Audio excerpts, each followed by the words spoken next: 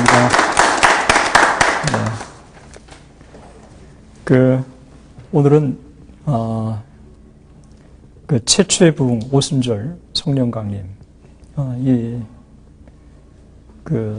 역사를 우리가 성경적으로, 교회사적으로 한번 조명을 같이 해봤으면 좋겠습니다. 제가 대구에서 단체에서 하는 큰 컨퍼런스에 좀 강사로 와달라고 그래서 제가 바쁘지만 제가 갔었습니다. 가서 부흥을 사모하는 그룹이었는데, 그 부흥이 뭔지, 평양 대부흥 운동이 뭔지를 물어보는데 참석한 사람들이 전혀 몰랐어요. 부흥을 사모하면서 부흥이 뭔지도 모른다. 부흥이 뭔지도 모르면서 부흥을 사모한다. 저는 참 이상했어요. 우리가 믿는 하나님에 대해서 정확히 알면 알수록 우리가 믿는 그 하나님에 대한 신앙은 더 분명해지고 깊어진단 말이죠.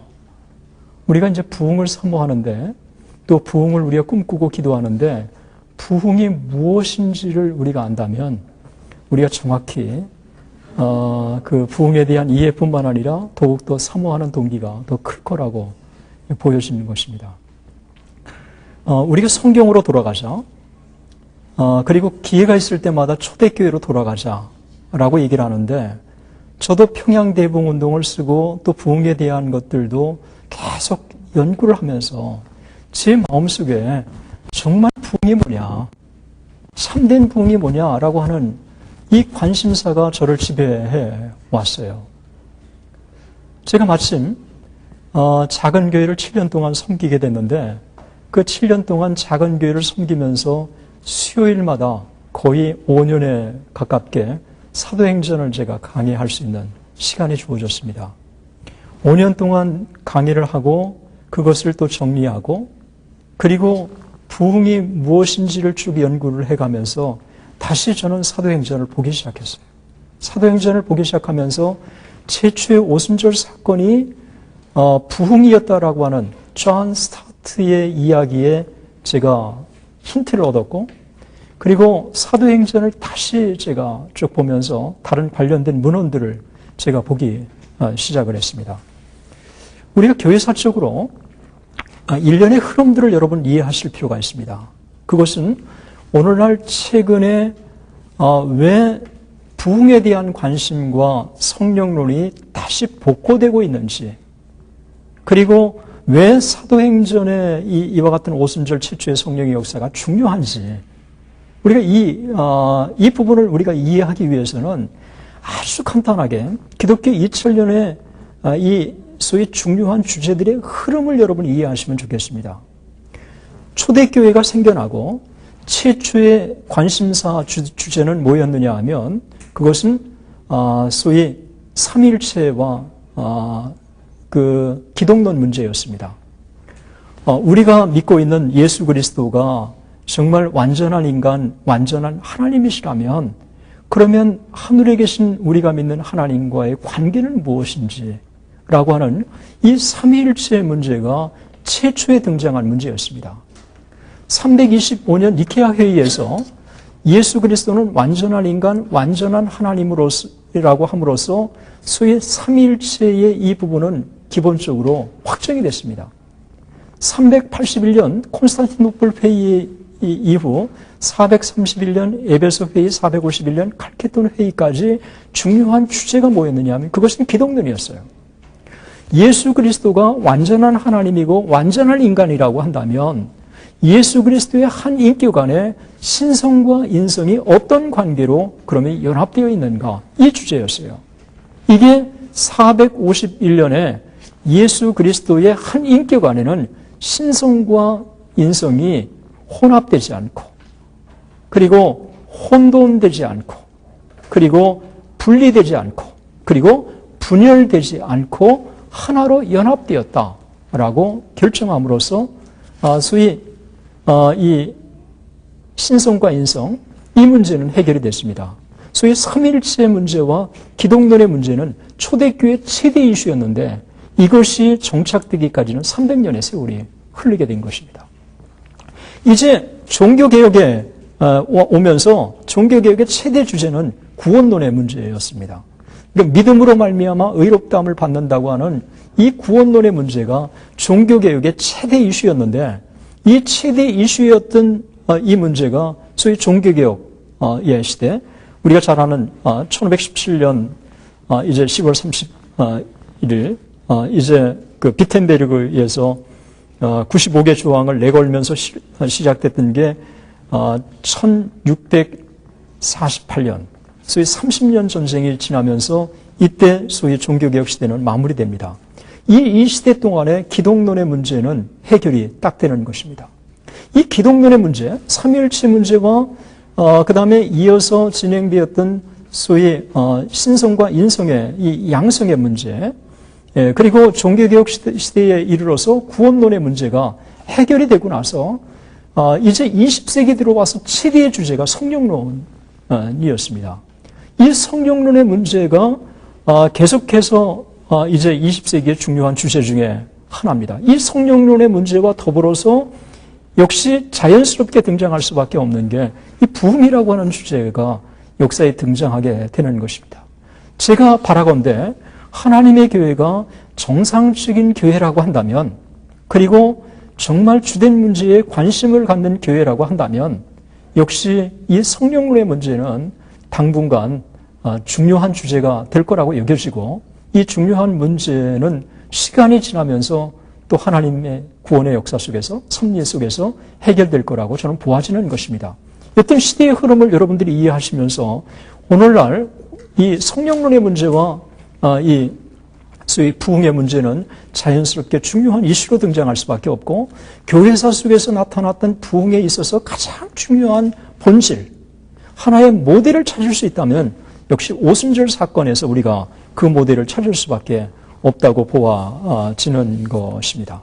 그러면 우리가 AD 30년에 예수 그리스도가 십자가에 달려 돌아가시고 그리고 부활하셨다고 그렇게 초대교회 문헌들은 증언을 하고 있습니다. 이 AD 30년에 우리가 또 하나의 그 교회사적으로 가장 중요한 사건이 있다면 역시 오순절 성령 강림의 사건이라고 볼 수가 있는데, 이 오순절 성령 강림의 사건은 왜 그렇게 중요하냐라고 했을 때 몇 가지를 저는 좀 들 수가 있습니다. 먼저 주님의 약속의 성취였다고 하는 것입니다. 우리 예수님께서 공생의 3년 동안에 제자들에게 내가 올라가는 게 너희들에게 유익이다. 내가 올라가면 보혜사를 너희에게 보내겠다. 이 보혜사를 너희에게 보내면 이 보혜사가 영원토록 너희와 함께 할 것이다. 라고 하는 것을 우리 주님이 제자들에게 약속해 주셨어요.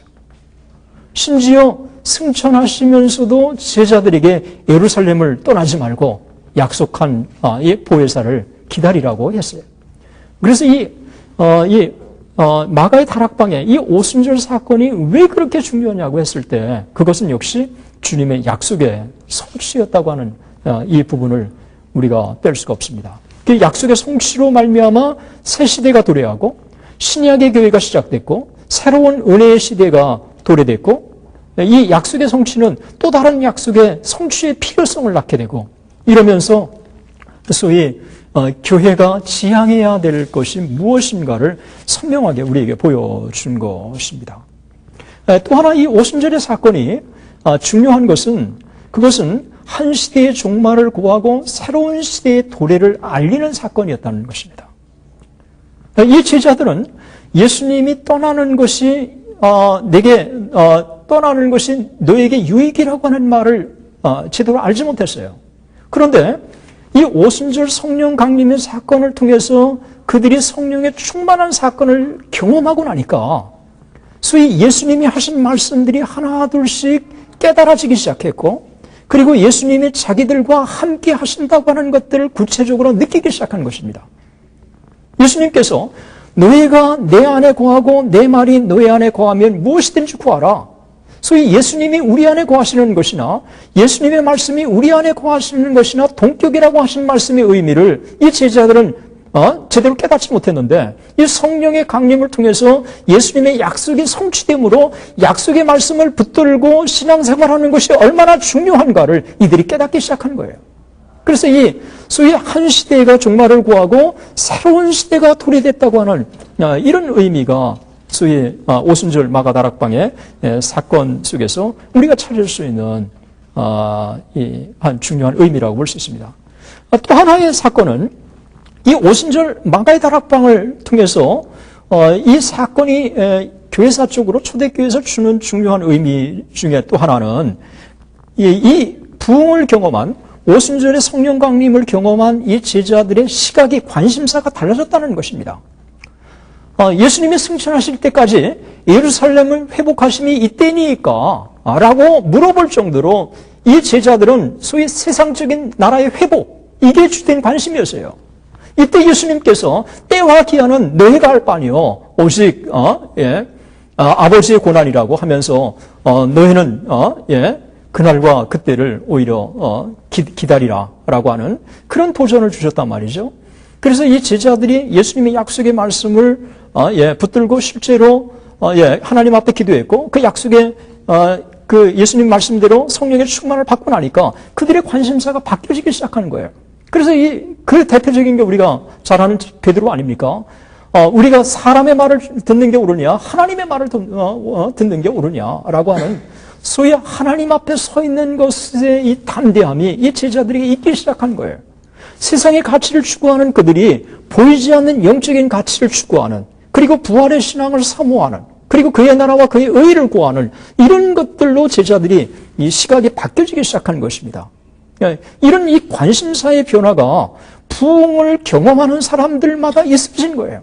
그러니까 초대교회의 이 제자들의 이 변화뿐만 아니라 기독교 역사 속에서 부흥을 경험하는 많은 사람들이 똑같은 이 변화가 그들에게 있다고 하는 것입니다.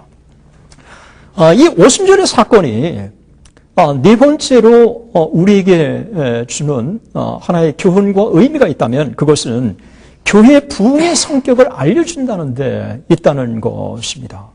이 오순절의 사건이 최초의 소위 종교 부흥이었다.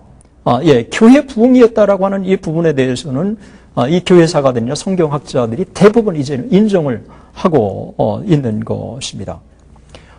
이 120문도가 은혜를 경험하고 나서 소위 3,000명으로 교인들이 불어났단 말이죠. 25배가 성장한 것입니다. 소위 부흥운동에서 일어나는 교회 성장뿐만 아니라 소위 이 외적인 이 변화뿐만 아니라 이 내적인 내면의 변화 이런 것들이 부흥운동에 있어서 그대로 오순절 사건 속에서는 등장하게 된 것입니다. 자, 우리가 이제 어떤 면에서 그러면 이 오순절의 사건이 최초의 부흥의 사건이라고 할 수 있느냐라고 할 때 저는 네 가지를 지적을 하고 있습니다. 먼저 성령께서 공동체에 초자연적으로 임하셨다는 것입니다. 그래서 우리가 부흥을 얘기할 때 성령의 역사라고 얘기하는데 이 성령의 역사가 공동체 가운데 초자연적으로 임하셨다고 하는 이 부분은 사도행전 마가의 다락방의 이 오순절의 사건 속에서 선명하게 우리에게 보여주고 있습니다. 두 번째로는 죄에 대한 깊은 영적인 각성이 일어났다는 것입니다. 세 번째로는 그날 3,000명이 회심했다고 하는 사실입니다. 네 번째로 하나님에 대한 경외함이 널리 퍼지기 시작한 거예요. 소위 부흥운동이 일어났을 때 전형적으로 나타나는 이 부흥운동의 이 표식들이 확연하게 이 오순절 마가다락방 속에서 일어났다고 우리가 볼 수가 있는 것입니다. 이 최초의 부흥, 이 오순절 성령 강림의 이 사건이 임했던 이 예루살렘, 예루살렘에 가보면 참 그 지역에는 이슬람의 사원이 동시에 있습니다. 그래서 소위 이스마엘의 후예든 소위 아랍 자손들도 이 예루살렘을 성지로 여기고 있습니다.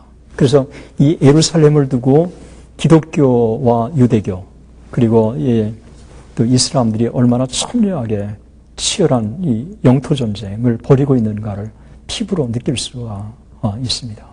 사실 이 예루살렘을 통해서 벌어지고 있는 오늘날의 이 중동 전쟁, 이거는 제가 볼 때 죄송합니다만 주님이 오실 때까지 끝없이 계속될 거라고 여겨지고, 이런 면에서 우리가 참 이 부분에 있어서 진정한 평화가 도래할 그날이 오기를 사모하지만, 참 인간적인 이 약함 때문인지 몰라도 주님이 오실 때까지는 참 실현될 것 같지는 않습니다.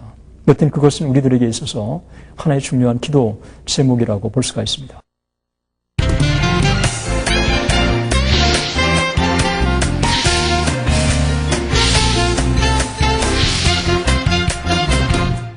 여러분, 이 예루살렘이라고 하는 이 지역을 가서 보면 감람산에서 쫙 내려다 보이지 않습니까? 이 예루살렘이라고 하는 것은 소위 약속과 성취가 구원사에서 끊임없이 이루어졌던 이 진원지였어요.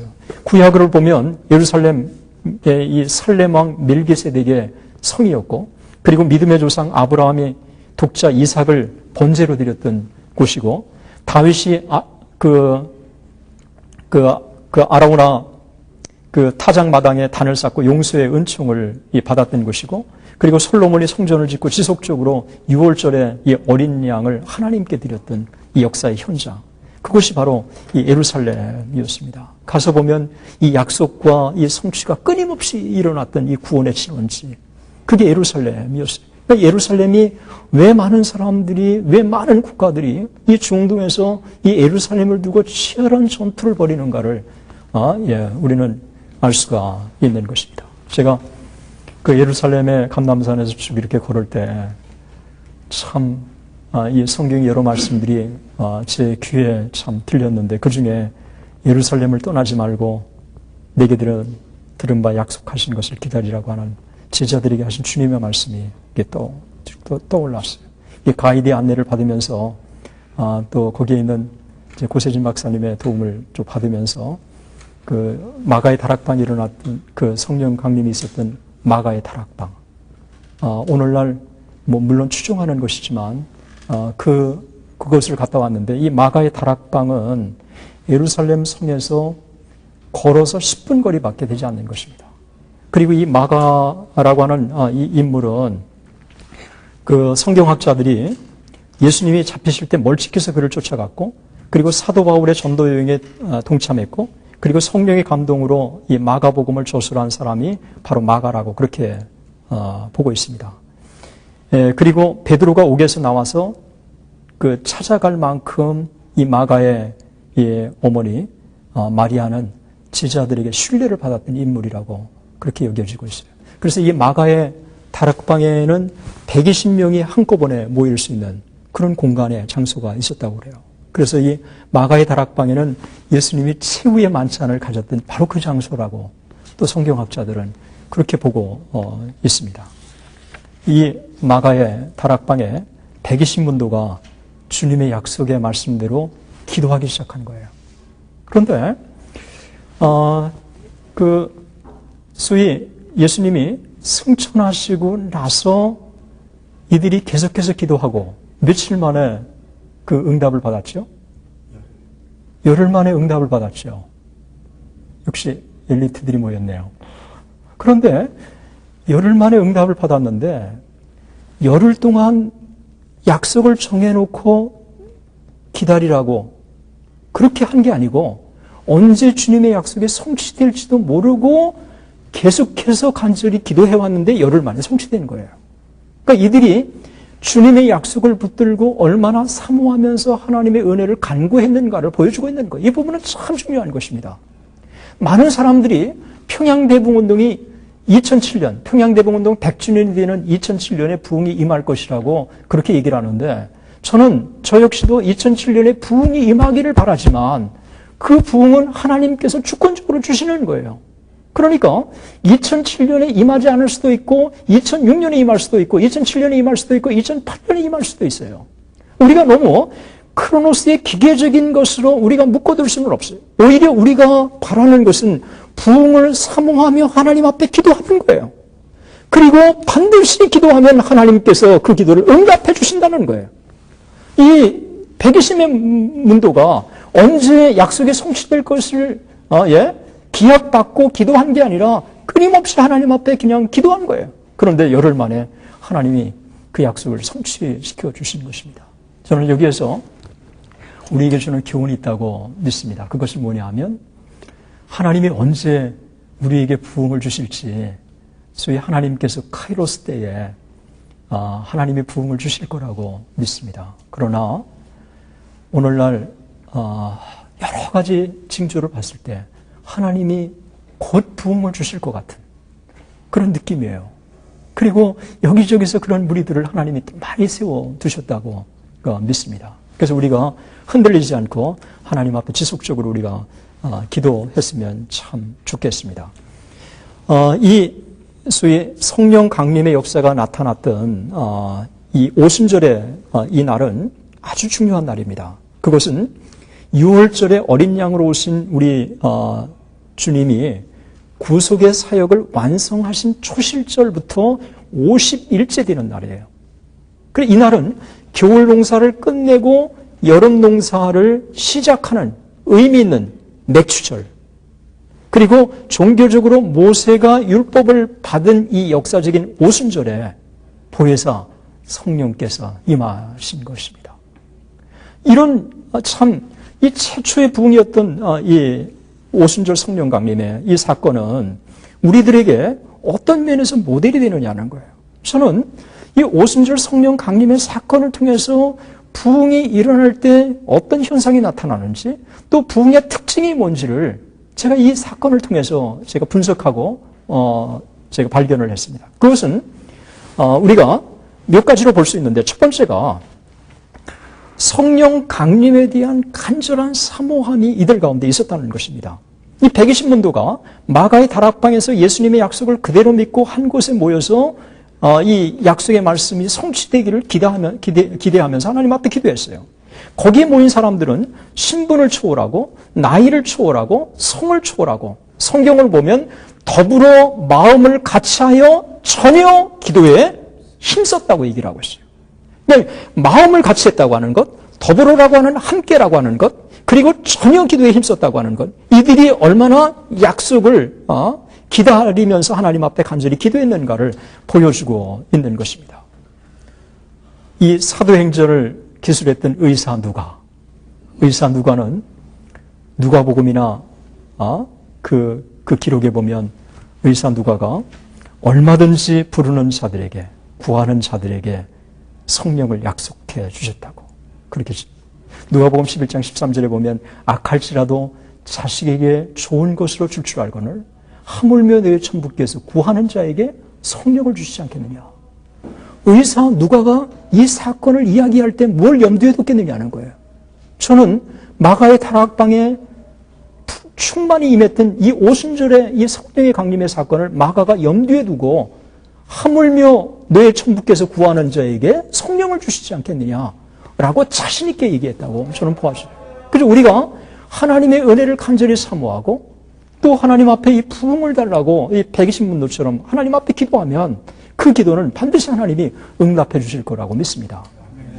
우리가 여기에서 또 하나 우리가 얻을 수 있는 교훈은 회개를 촉구하는 말씀이 담대하게 선포됐다고 하는 것입니다.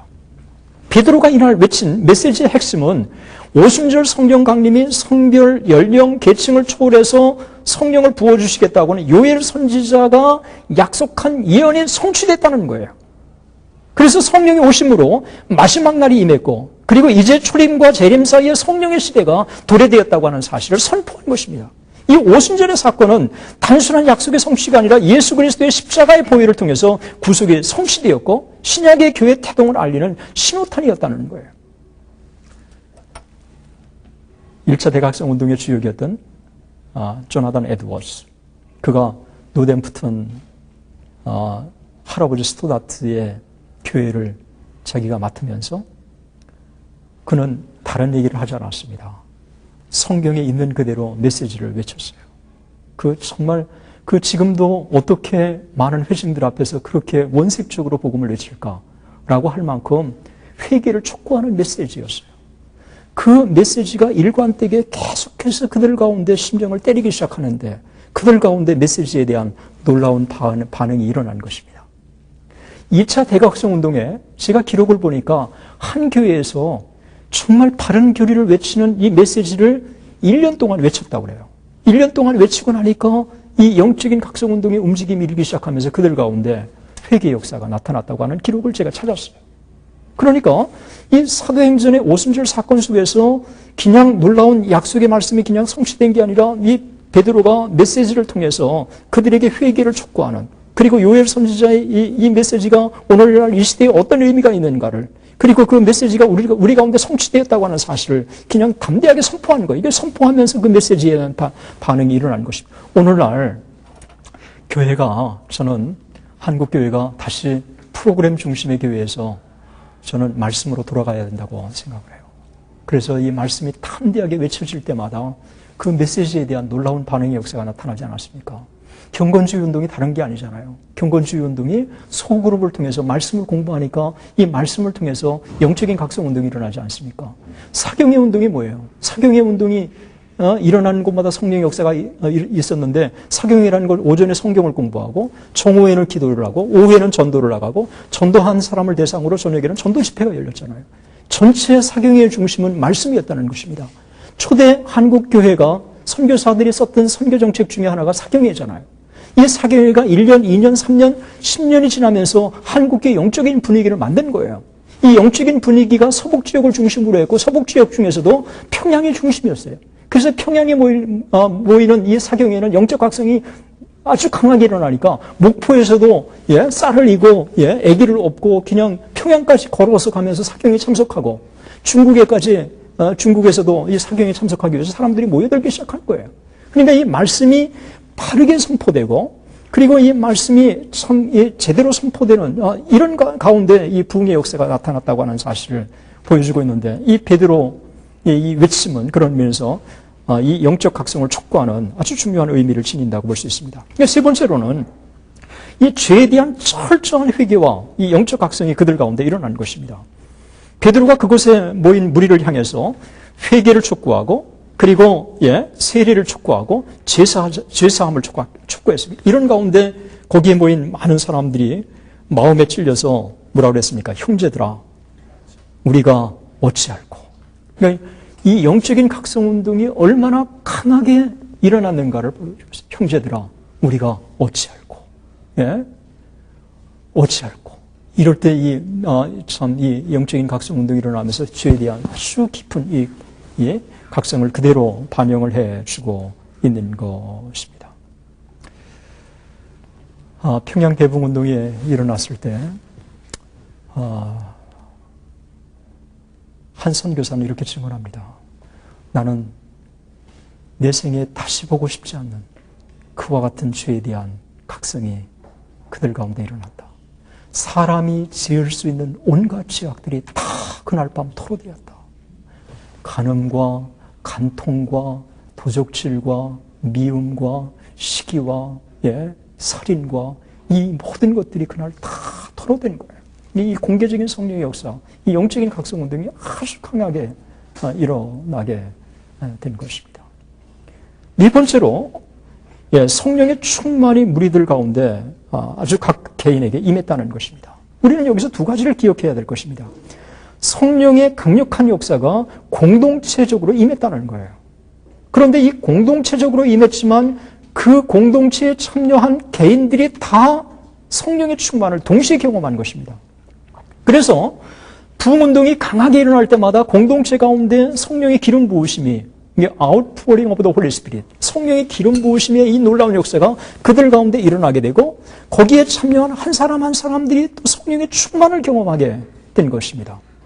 이게 오순절 마가의 다락방에 우리에게 그대로 보여주고 있습니다. 하늘로부터 급하고 강한 바람 같은 소리가 있어 온 집에 가득한 것. 불의 혀같이 갈라지는 것이 목도되었고, 현장에 있던 이들 모두가 방언으로 말하는 이런 역사가 있었습니다. 이게 성령의 초자연적인 역사가 있었지만, 이보다도 더 의사인 누가가 그 현장을 목도하고 강조하는 것은 뭐냐면, 거기에 참석한 많은 사람들이 다 성령의 충만을 받았다는 거예요. 술 취하지 말라, 이런 방탕한 것이니 오직 성령의 충만을 받으라. 이 바울 사도가 에베소서 5장 18절에 영적으로 메말아가는 이 에베소 교회를 향해서 유언과 같이 외쳤던 그와 같은 이 외침, 이 바울 사도가 누가를 통해서 직접 목도하고 또 경험했던 것들을 들으면서 이 시대에 가장 필요한 게 뭐냐? 역시 그것은 성령 충만이라고 느꼈기 때문에 바울이 우리들에게 그와 같은 도전을 주었을 것이라고 보아지는 것입니다. 이 이후에 보면 초대교회가 제자들의 숫자가 3,000명이나 늘어났습니다. 여러분 120명이 3,000명으로 그 짧은 시간 내에 성장할 수 있는 것. 오늘날 많은 교회 목회자들이 수단과 방법을 가리지 않고 다 그런 건 아니지만 교회를 성장시키려고 하고 있어요. 오늘날 교회를 그렇게 성장시키려고 하지만 교회가 성장되지 않는 것입니다. 그런데 부흥이 임하면 성령께서 기름 부으시는 역사가 있기 때문에 교회가 그냥 성장하는 거예요. 그러니까 이 시대에 정말 교회 부흥을 꿈꾸는 사람이 먼저 해야 될 게 뭐냐라고 얘기했을 때 역시 우리가 부흥을 하나님 앞에 달라고 기도하는 것이 가장 시급한 과제라고 느껴지지 않을 수가 없는 것입니다. 그리고 해외 선교가 이루어지게 되고 정말 많은 사람들이 은혜를 경험하고 나서 예루살렘을 넘어서 유다와 사마리아 땅끝까지 이르러서 복음을 전하는 역사가 나타나고 그리고 무엇보다도 이 공동체의 각성이 결국은 사회 각성으로 이어지는 변화의 역사가 나타나는 것입니다. 그래서 물건을 서로 통용하고 재산을 팔아 각 사람의 필요를 따라 나눠주고 마음을 같이하여 날마다 성전에 모이기를 힘쓰고 떡을 떼고 순전한 마음으로 하나님을 찬양하고 무엇보다도 온 백성에게 칭송을 받는 역사가 나타나게 된 것입니다. 만약에 오순절 성령 강림 이후에 양적인 성장만 있고 삶의 변화가 따르지 않았다면 저는 초대교회의 오순절의 사건은 실패로 끝났을 것입니다.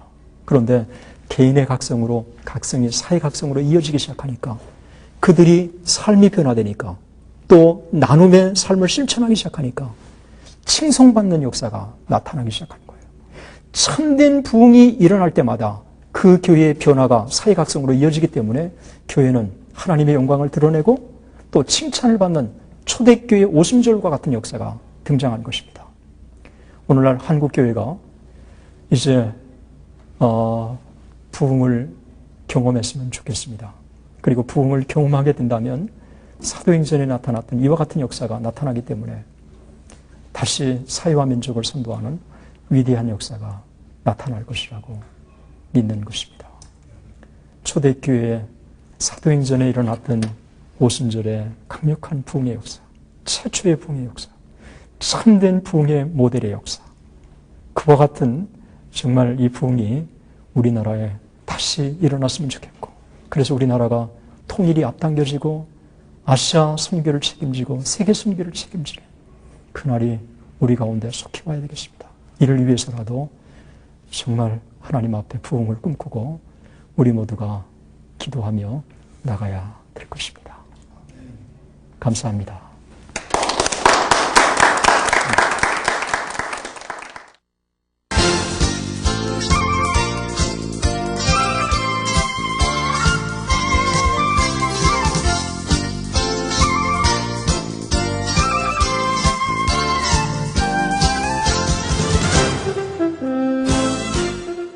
이 프로그램은 선교지의 교회를 세우는 힘찬 첫걸음 드림온과 함께합니다.